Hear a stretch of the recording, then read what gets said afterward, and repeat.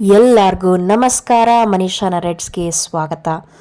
ಶೃಂಗೇರಿ ಶಾರದಾಂಬೆಯ ದರ್ಶನವನ್ನು ಮಾಡಿಕೊಂಡು ಅಕ್ಷರಾಭ್ಯಾಸ ಮುಗಿಸ್ಕೊಂಡು ನಾವು ಮುಂದೆ ಬಂದಿದ್ದು 54 ಕಿಲೋಮೀಟರ್ ದೂರದಲ್ಲಿರುವ ವರಾಂಗಕ್ಕೆ.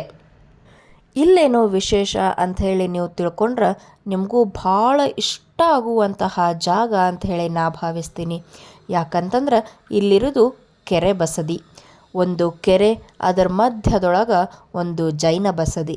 ಅಲ್ಲಿಗೆ ನಾವು ಹೋಗಬೇಕು ಅಂತಂದ್ರೆ ಒಂದು ಸಣ್ಣ ಹಡಗಿರ್ತದೆ. ಹಡಗಿನ ಮೂಲಕ ನಾವು ಆ ಕಡೆ ಹೋಗಬೇಕು. ಅದಕ್ಕೆ 20 ರೂಪಾಯಿ ಟಿಕೆಟ್ ಅದ. ನಾವು ಟಿಕೆಟ್ ತೊಗೊಂಡು ಆ ಹಡಗಿಗಾಗಿ ಕಾಯ್ದು ನಿಂತಿದ್ವಿ. ಆ ಕಾಯೋ ಸಮಯ ಒಳಗೆ ನಾವೇನೋ ಇಲ್ಲಿ ನೋಡಿದ್ವಿ. ನೋಡ್ರಿ, ನಿಮಗೂ ಕಾಣಿಸಕತ್ತದ.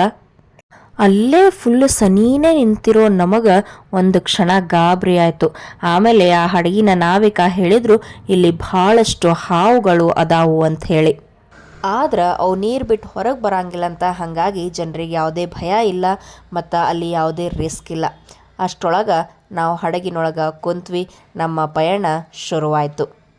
ನಮಗೆಲ್ಲ ಕೂಡ ಅಲ್ಲಿ ಸಿಗೋದು 10 ನಿಮಿಷ. ಆದ್ರೆ ವೆರಿ ಜಾಯಸ್ ಮೊಮೆಂಟ್ ನಮಗೆ ಅಲ್ಲಿ ಸಿಗೋದು. ಯಾಕಂದ್ರೆ ನೀರೊಳಗೆ ತೇಲ್ಕೊಂತ ಸುತ್ತಲೂ ಆಕರ್ಷಣೀಯ ಪರಿಸರ ನೋಡ್ಕೊತ ರಾಶಿ ರಾಶಿ ಕಮಲದ ಎಲೆಗಳು ಇದನ್ನೆಲ್ಲ ನೋಡ್ಕೊತು ನಾವು ಆ ಜೈನ ಬಸದಿಯನ್ನು ತಲುಪಿದ್ವಿ.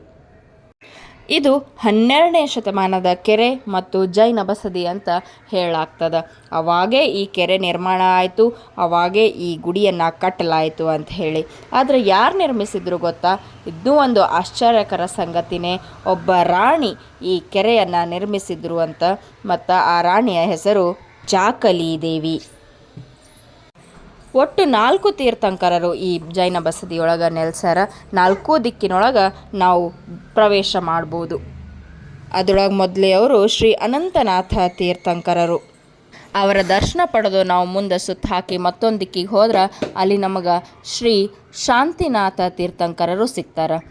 ಒಂದು ಕೆಳಗೆ ದೊಡ್ಡ ಪೀಠ ಅದ. ಆ ಪೀಠದ ಮ್ಯಾಗ 4 ಜನ ತೀರ್ಥಂಕರರು ಒಂದೊಂದು ದಿಕ್ಕಿಗೆ ಮುಖ ಮಾಡಿ ನಿಂತಿರುವಂತಹ ದೃಶ್ಯವನ್ನು ನಾವು ಅಲ್ಲಿ ನೋಡ್ಬೋದು. ಮತ್ತು ಸುತ್ತುವರೆದು ಮುಂದಿನ ದಿಕ್ಕಿಗೆ ಹೋಗ್ತೀವಿ. ಅಲ್ಲಿ ಹೋಗುವಾಗ ದಾರಿ ಭಾಳ ಸಣ್ಣದ, ನೇರ ದಾರಿ ಅದ.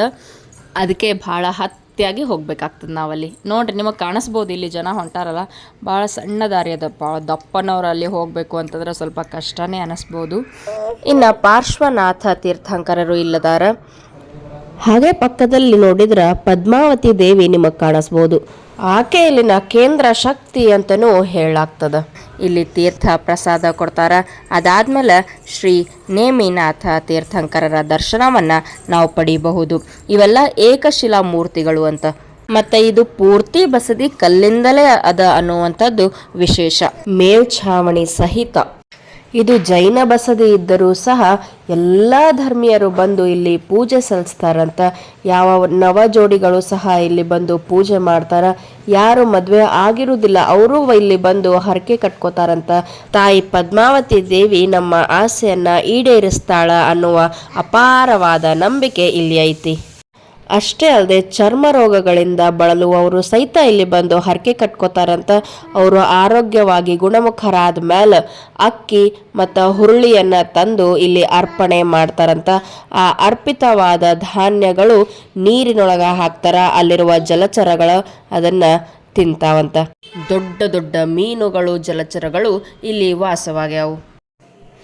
ಇಂಥ ಒಂದು ಅಭೂತಪೂರ್ವವಾದ ಅಪರೂಪದ ಜಾಗ ಮತ್ತೊಂದಿಲ್ಲ ಅನ್ನೋದೇ ನನ್ನ ಅನಿಸಿಕೆ.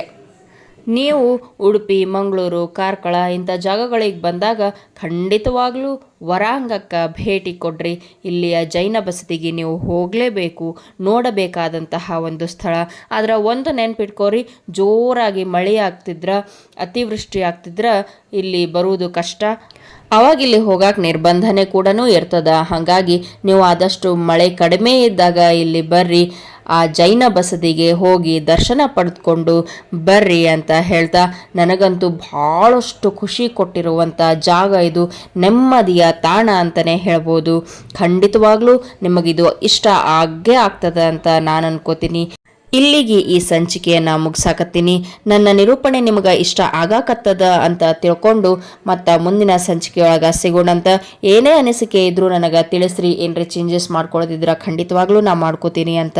ಮತ್ತು ಮುಂದಿನ ಸಂಚಿಕೆಯೊಳಗೆ ಸಿಗ್ತಾ ಅಲ್ಲಿವರೆಗೂ ನೋಡ್ತಾ ಇರಿ ಮನೀಷಾ ನರೇಟ್ಸ್. ನಮಸ್ಕಾರ.